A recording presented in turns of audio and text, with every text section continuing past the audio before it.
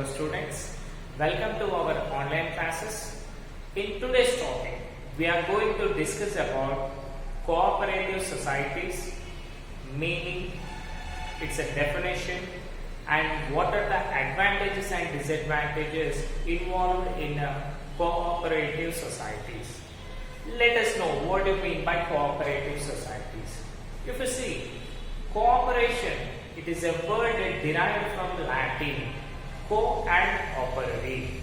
Co means with and operare means to work.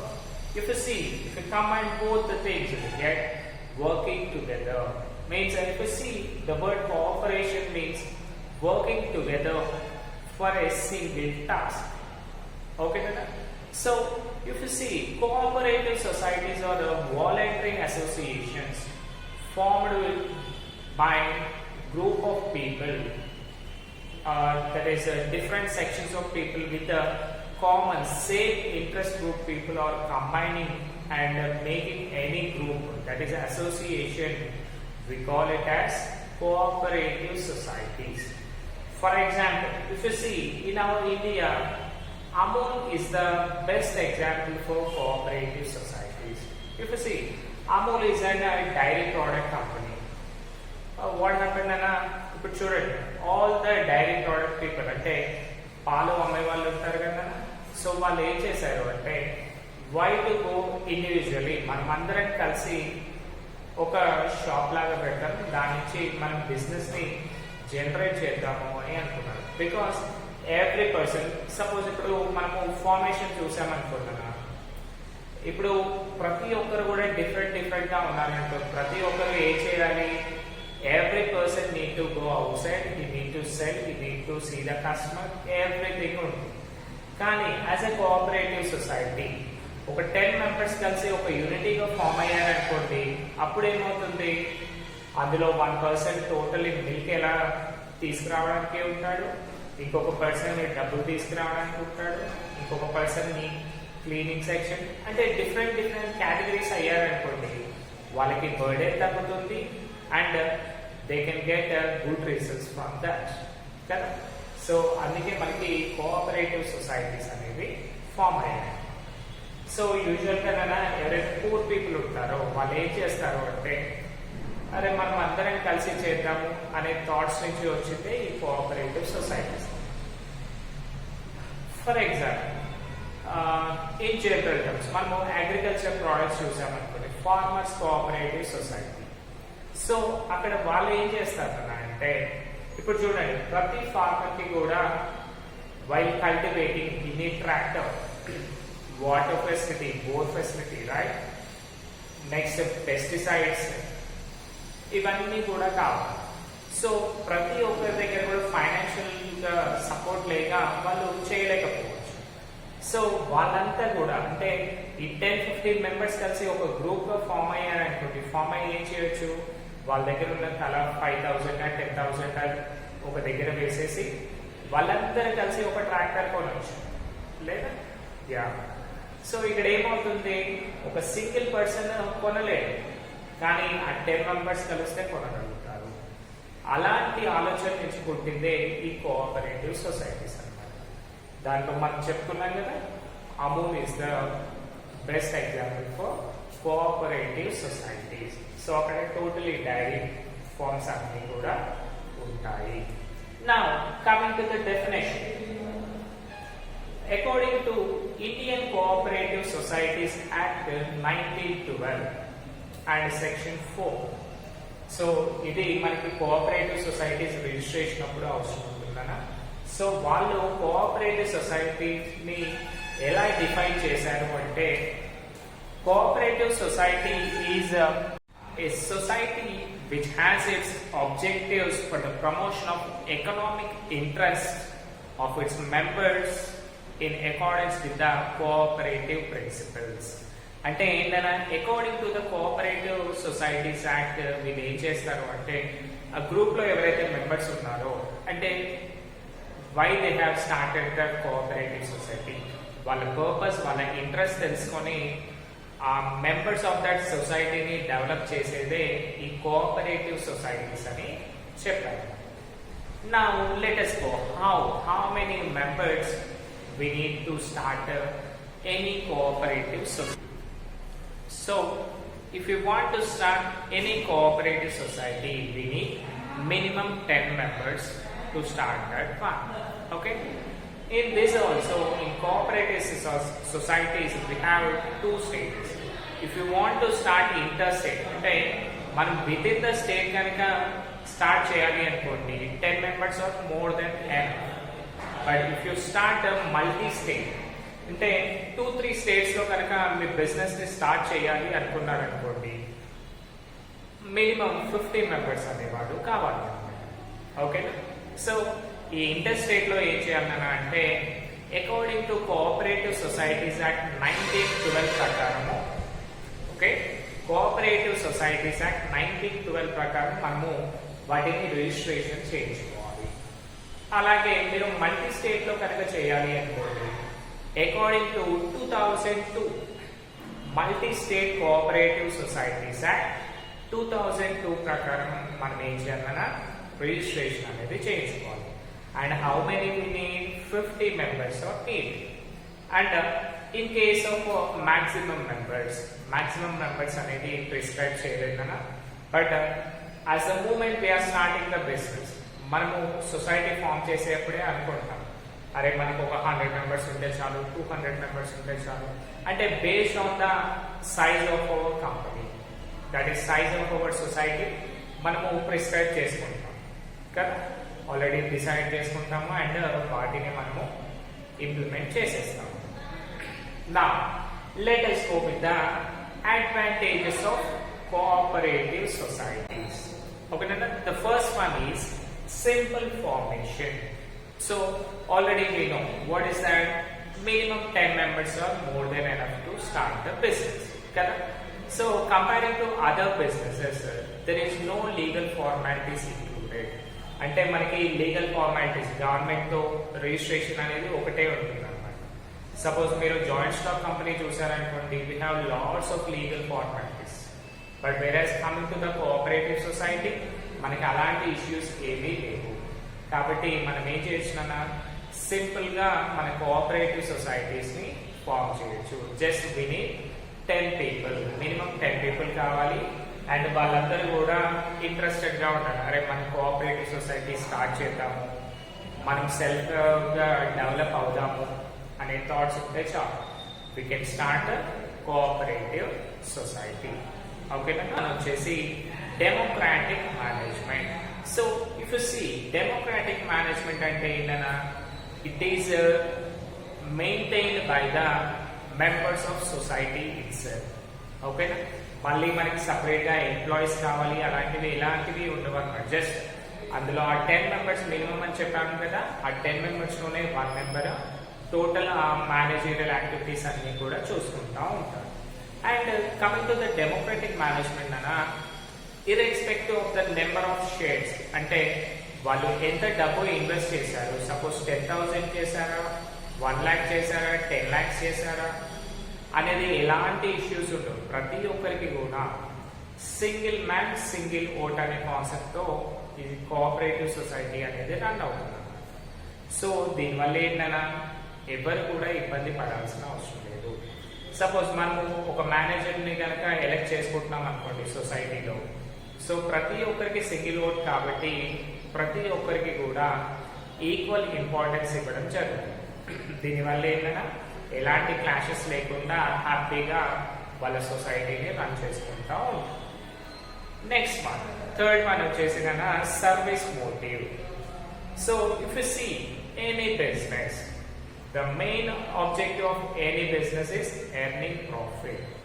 But if you see in cooperative society, they are totally service motive. అంటే ఏంటన్నా వాళ్ళు only service సెక్టార్లోనే ఉంటారు. అంటే maximum profits కావాలి మాకు అనే థాట్స్ లో ఉంటుంది. ఇది మెయిన్ గా ఎందుకు స్టార్ట్ చేసాం మనము, అరే ప్రతి ఒక్కరికి కూడా హెల్ప్ఫుల్ ఉండాలి అనే కదా. కాబట్టి ఇక్కడ ఏం చేస్తారు అంటే ఆ మెంబర్స్ ఎవరైతే ఉన్నారో సొసైటీ మెంబర్స్, వాళ్ళకి మార్కెట్ ప్రైస్ కంటే చీపర్ ప్రైసెస్ లో వాళ్ళకి గూడ్స్ అనేవి సప్లై చేయడం జరుగుతుంది. దీనివల్ల ఏమవుతుందన్నా వాళ్ళు ఫైనాన్షియల్గా ఇంకొంచెం స్ట్రాంగ్ అవ్వగలరు కదా. ఇప్పుడు మనకి ఖర్చులు తక్కువ అయ్యాయి అనుకోండి, definitely we can make some savings more కదా. దీనివల్ల ఏంటన్నా ఆ మెంబర్స్ ఎవరైతే ఉన్నారో వాళ్ళు హ్యాపీగా స్టాండర్డ్ ఆఫ్ లివింగ్ని ఇంక్రీజ్ చేసుకోవచ్చు. Next, low operating cost. So ఇక్కడ లో ఆపరేటింగ్ కాస్ట్ చూసామనుకోండి, యూజువల్లీ ఎనీ బిజినెస్, మనం ఏ బిజినెస్ అయినా కానీ స్టార్ట్ చేయాలి అనుకోండి, మనకి ఏంటి ఫస్ట్ థింగ్ వచ్చేసి మన ఎంప్లాయీస్ని రిక్రూట్ చేయడం, ఎంప్లాయీస్ని తీసుకోవాలి, వాళ్ళకి సాలరీస్ పే చేయాలి. So this will be a different task for us. But whereas ఇప్పుడు మనము కోఆపరేటివ్ సొసైటీలో చూసామనుకోండి, ఆబ్వియస్లీ వాళ్ళే నాలెడ్జ్ పీపుల్ ఉంటారు. అంటే మ్యాక్సిమం అందులో ఏంటన్నా ఎవ్రీ పర్సన్ డిఫరెంట్ కేటగిరీస్లో ఉంటాడు and they have different knowledges కదా. సో వీళ్ళందరూ కూడా ఉన్నారు కాబట్టి ఎవ్రీ పర్సన్ ఒక్కో జాబ్ చేస్తూ వెళ్తారు. అంటే ప్రతి ఒక్కరు వాలంటరీగా వాళ్ళకి వచ్చిన పనిని చేస్తూ వెళ్తారు. సో దీనివల్ల ఏంటన్నా వీళ్ళు ఎంప్లాయీస్ని పెట్టుకుంటారా, మళ్ళీ లేదు. కాబట్టి ఆబ్వియస్గా ఆపరేటింగ్ కాస్ట్ అనేది చాలా తక్కువగా ఉంటుంది. అంటే వీళ్ళు శాలరీస్ పే చేయాల్సిన అవసరం లేదు కదా. సో ఇప్పుడు మనము శాలరీస్ పే చేయట్లేదు అంటే అది కూడా మనకి ఇన్కమే కదా.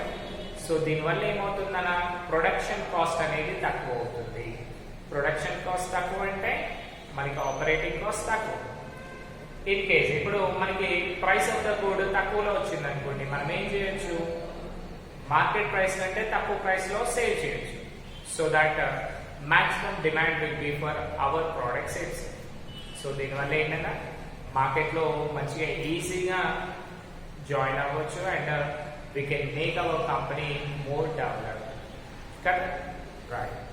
Next one, limited liability. So if you see liability అంటే ఏంటన్నా the money which we need to pay for others. అంటే మనము బయట డబ్బులు తెచ్చామనుకోండి, అప్పుగా తెచ్చామనుకోండి, వాటిని మనము లయబిలిటీస్ అంటాం. If you see last previous sessions లో సోల్ ప్రొపరేటర్ గురించి డిస్కస్ చేశాం. ఒకవేళ సోల్ ప్రొపరేటర్ కి లయబిలిటీస్ ఉన్నాయనుకోండి అన్న ఏమవుతుంది, దోస్ ఆర్ అన్లిమిటెడ్. అంటే అతను ఒకవేళ అప్పులు చేశాడనుకోండి, అతని పర్సనల్ ప్రాపర్టీ కూడా తీసేయాల్సి వస్తుంది కదా. But in case cooperative society చూసామనుకోండి, ఇక్కడ ఏంటన్నా జస్ట్ వాళ్ళ లయబిలిటీ అనేది up to the extent of share. అంటే వాళ్ళు 10,000 ఇన్వెస్ట్ చేస్తే వాళ్ళ లయబిలిటీ అనేది 10,000 వరకే ఉంటుంది. 20,000 పెడితే 20, 1 lakh పెడితే 1 lakh, అంతేకాని వాళ్ళ పర్సనల్ ప్రాపర్టీస్ సైడ్ రాదు. సో ఇక్కడ ఏమవుతుందన్న మనకి this is the most advantages thing in cooperative societies. Because మనం ఏం చేస్తాము, అరే ఓ షాప్ పెడితే 1 lakh పెడుతున్నాను, మళ్ళీ లాస్ వస్తే మళ్ళీ ఇంకా ఎక్సెస్ అవుతాయి కదా అనే భయం ఉంటుంది. బట్ వేరే కోఆపరేటివ్ సొసైటీస్లోనైనా అలాంటిది ఏమీ లేదు. అరే మనం 1 lakh పెడతాం, పోతే 1 lakh పోతుంది, లేదంటే ప్రాఫిట్స్ వస్తాయి కదా. So this is a limited liability అంటారు. అంటే మనం పెట్టిన అమౌంట్ మాత్రమే పోతుంది. నెక్స్ట్ వన్ అన్న స్టెబిలిటీ అండ్ కంటిన్యూటీ. సో ఇది కూడా మనకి one of the most important thing అన్న. ఎందుకు అంటే ప్రతి బిజినెస్ కూడా స్టేబుల్ గా ఉందనుకోండి, that will be A more success for every company. So మనకు వేరే బిజినెస్ లో చూస్తే ఏమవుతుంది, ఒక పర్సన్ కానీ ఎక్స్పైర్ అయ్యాడు అనుకోండి, ఆ బిజినెస్ ని షట్ డౌన్ చేస్తాం. బట్ ఇక్కడ మనకి 10 మెంబర్స్ ఉంటారు minimum, and that may be 1000 or 2000 people also. So అందులో 1 పర్సన్ ఎక్స్పైర్ అయ్యాడు అనుకోండి, మనకి ఏమైనా ప్రాబ్లం ఉందా? లేదు. అతని షేర్ అనేది వాళ్ళ ఫ్యామిలీకి ఇచ్చేస్తాము, మిగతా వాళ్ళు మొత్తం కూడా బిజినెస్ ని టేక్ ఓవర్ చేస్తారు. సో దీనివల్ల ఏమవుతుందని అంటే మనకి కంటిన్యూటీ ఆఫ్ ద బిజినెస్ ఉంటుంది అండ్ మన బిజినెస్ కూడా స్టేబుల్ గా కంటిన్యూస్ గా మార్కెట్ లో రన్ అవుతానే ఉంటుంది. So these are the advantages of cooperative societies. Now let us discuss what are the disadvantages involved in a cooperative societies. So now coming to the first disadvantage, inefficient management. Inefficient management అంటే కదా, so ఇప్పుడు చూడండి, while going to the market, అక్కడ పెద్ద పెద్ద companies చూసామనుకోండి, MNC companies చూస్తాం, వాళ్ళు ఏం చేస్తారన్నా హైలీ టాలెంటెడ్, హైలీ రెప్యూటెడ్ పీపుల్ని పెట్టుకుంటారు job. So comparing to their knowledge, మన నాలెడ్జ్ కొంచెం తక్కువే ఉంటుంది కదా, అండ్ మన ఆపరేటింగ్ సిస్టమ్ కూడా అంత అడ్వాన్స్డ్గా ఉండదు. సో దీనివల్ల ఏమవుతుందన్నా, we may not be competitive with the bigger companies, that is MNC కంపెనీస్తో మనం కాంపిటేటివ్ కాలేకపోవచ్చు. దీనివల్ల ఏమవుతుందన్నా, this will be a disadvantage for us, అంటే టోటలీ ఇన్ఎక్స్పీరియన్స్డ్ పీపుల్ ఉండవచ్చు కదా. దీనివల్ల ఏమవుతుంది, మనకి మన కంపెనీ మాక్సిమం గ్రోత్ అనేది మనం చూపించలేకపోవచ్చు. నా సెకండ్ పాయింట్ కనుక చూసామనుకోండి, లిమిటెడ్ ఫైనాన్షియల్ రిసోర్సెస్. సో ఇప్పుడు చూడండి, మనము ఇక్కడ ఏం చేస్తున్నాం నాన్న, వాళ్ళు ఎంత డబ్బులు ఇన్వెస్ట్ చేసినా సరే, 1 lakh చేయండి, 10,000 చేయండి, ప్రతి ఒక్కరికి కూడా అకార్డింగ్ టు డెమోక్రాటిక్ మేనేజ్మెంట్ మనం ఏం చేస్తున్నాము, సింగిల్ పర్సన్ సింగిల్ ఓట్ అని చెప్తున్నాం. అంటే ఇక్కడ ఏమవుతుందన్నా, రిచ్ పీపుల్ కైనా అదే రైట్స్ ఉన్నాయి, పూర్ పీపుల్ కైనా అదే రైట్స్ ఉన్నాయి. సో దీనివల్ల ఏం కావచ్చు, rich people may not show interest కదా, అరే వాళ్ళంతా చిన్న చిన్న వాళ్ళు, వాళ్ళ దాంట్లో నేనేంటి జాయిన్ అయ్యేది, నాకు ఎలాగో ఇంపార్టెన్స్ ఇవ్వరు కదా అనే థాట్స్ ఉన్నాయి. సో ఇక్కడ ఏమవుతుందన్న అంటే, టోటల్ ప్రతి ఒక్కరు కూడా వీకర్ సెక్షన్ నుంచే ఎక్కువగా వస్తున్నారు కాబట్టి, ఓకేనా, దానివల్ల ఏమవుతుంది, మనకి మనీ అనేది అంటే క్యాపిటల్ ఫార్మేషన్ అనేది హ్యూజ్గా ఉండే ఛాన్సెస్ చాలా తక్కువ అన్నమాట. సో డబ్బులు తక్కువ ఉంటాయి కాబట్టి మన కంపెనీ ఏంటన్నా చిన్నగానే ఉంటుంది, ఎప్పటికీ కూడా మనము దాన్ని గ్రో చేయలేదు. So this is also one of the disadvantage. నా third one, lack of unity among members. So ఇప్పుడు చూడండి కదా, కోఆపరేటివ్ సొసైటీస్లో చూసుకుంటే ప్రతిసారి కూడా న్యూ పీపుల్ని మనము రిక్రూట్ చేస్తూ ఉంటాం.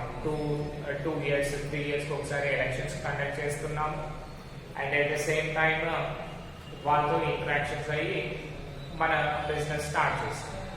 బట్ సమ్ టైమ్స్ ఏం కావచ్చు అంటే, ఇప్పుడు చూడండి, 2 opposite పీపుల్ నిలబడతారు, వాళ్ళందరూ కూడా కోఆపరేటివ్ సొసైటీ మెంబర్స్, కానీ వీళ్ళు ఎప్పుడైతే 2 different గ్రూప్స్గా ఫామ్ అవుతారో అప్పుడు ఏం కావచ్చు, వాళ్ళ మధ్యన ఫైటింగ్స్ రావచ్చు కదా.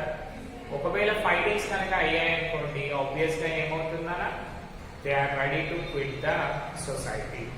సో యూజువల్లీ నాన్న most of the cooperative societies, ఇప్పుడు మనము ఎన్నో కోఆపరేటివ్ సొసైటీస్ ఉన్నాయి, బట్ మనము అమూల్ గురించి మాత్రమే మాట్లాడాలి, ఎందుకంటే this is the one of the successful cooperative society running నా, ఓకేనా. సో మిగతా అన్నిటి గురించి ఎందుకు మాట్లాడట్లేదు అంటే, they are not shining in the society because of these quarrels. అంటే ఫైటింగ్స్ మిడిల్లో షేర్ హోల్డర్స్ మధ్యన గొడవలు ఏంటన్నా, వాటిని ఇంకొంచెం గ్రో అనేది చేయలేకపోతున్నారు.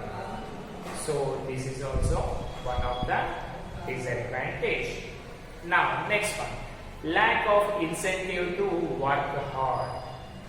సో మనం ఏ కంపెనీలో చూసినా సరే, ఎంప్లాయీస్ ఒకవేళ ఎఫెక్టివ్గా వర్క్ చేశారనుకోండి, వాళ్ళకి ఏం చేస్తున్నాం మనము, we are giving them bonus, incentives, ఇవన్నీ కూడా ఇస్తాం.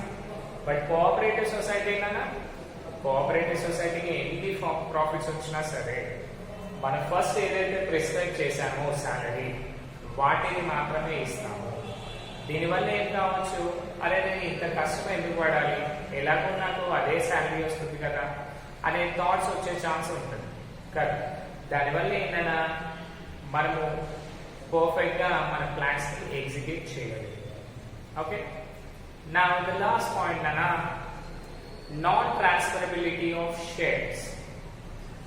నాన్ ట్రాన్స్ఫరబిలిటీ ఆఫ్ షేర్స్ అంటే, మనము కోఆపరేటివ్ సొసైటీలో మనం ఇన్వెస్ట్ చేసామనుకోండి, సపోజ్ ఇప్పుడు ల్యాండ్ ఉందనుకోండి అన్న, మన పేరు పైన ఉందనుకోండి, నెక్స్ట్ మన పిల్లలకి ట్రాన్స్ఫర్ చేయొచ్చు కదా.